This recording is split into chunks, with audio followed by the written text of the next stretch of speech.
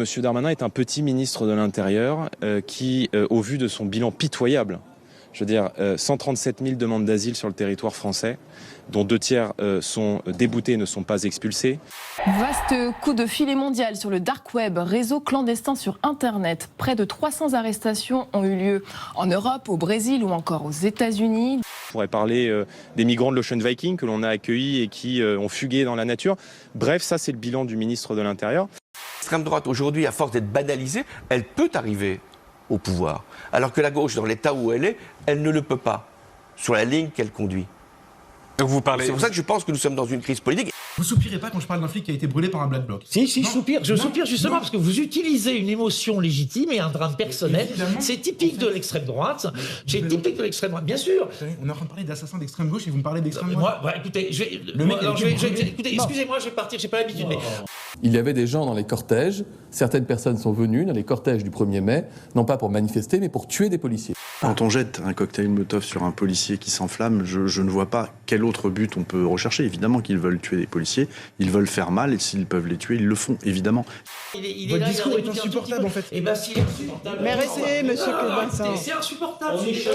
Non, moi je veux bien, mais non, excusez-moi, mais là, non, c'est... Ça fait une demi-heure que vous les défendez, en fait. Vous êtes tous les soirs ici. Vous leur trouvez des tous les soirs ici. Vous parlez, vous c'est mon métier, en fait. Eh bien, moi aussi, c'est mon métier, c'est écrire bien sur les blagues. Vous n'y connaissez rien. J'ai pris des dispositions, elles ont été votées d'ailleurs, pour que la réponse pénale soit plus ferme chaque fois que l'on s'en prend à un policier. Est-ce que le RN pourrait soutenir une telle initiative ? Écoutez, ça pourrait être une bonne idée si le contenu correspond à ce que nous avons proposé avec Marine Le Pen à la présidentielle, notamment des mesures qui permettent d'empêcher des personnes identifiées par la police, par les services de l'ordre, par les services de sécurité comme dangereuses, comme systématiquement dangereuses. Est-ce qu'on peut continuer ce débat? Bon, allez, très bien, on continue sans vous. Qu'est-ce que vous voulez que je dise? Interpellations préventives nombreuses lors des manifestations contre la réforme des retraites, justement. C'est ce qui ressort du rapport de la contrôleuse générale des prisons. 80% des manifestants arrêtés le 23 mars dernier ont été relâchés sans la moindre poursuite. Je voudrais en profiter pour apporter tout mon soutien aux forces de l'ordre qui sont attaquées, harcelées, agressées en permanence dans ces manifestations par des personnes qui ne viennent pas pour manifester, mais qui viennent uniquement pour casser. Ce qui est illégal, c'est de placer en garde à vue des gens contre lesquels il n'existe aucune suspicion d'avoir commis ou tenté de commettre un délit. Ils n'ont rien sur eux, à la palpation. Pourquoi ils sont retenus quand même? Non, ça, c'est pas dans les clous.